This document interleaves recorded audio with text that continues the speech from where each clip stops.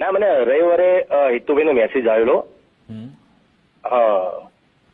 આના માટે કે 26 તારીખે બધા કલાકારોને ત્યાં આમંત્રણ આપવામાં આવ્યું છે.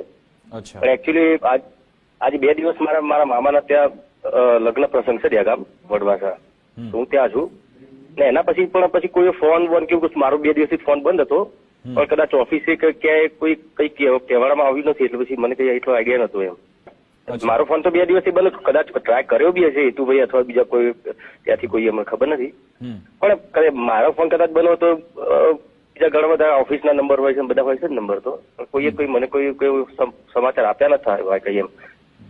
ખાલી જીવરાજભાઈ મારા મોટા ભાઈનો ફોન આવ્યો હતો કે ભાઈ હિતુભાઈનો મેસેજ હતો એમ. ના, આવતીકાલે બી હું નથી, 2 દિવસ નથી હું. અચ્છા. હા, ગાંધીનગર બાજુમાં જ છે 2 ગામ એમ તો ગામ. પણ ત્યાં લગ્ન ને બધું છે એટલે મારા મામા દીકરાનો છે લગ્ન 2 દિવસથી.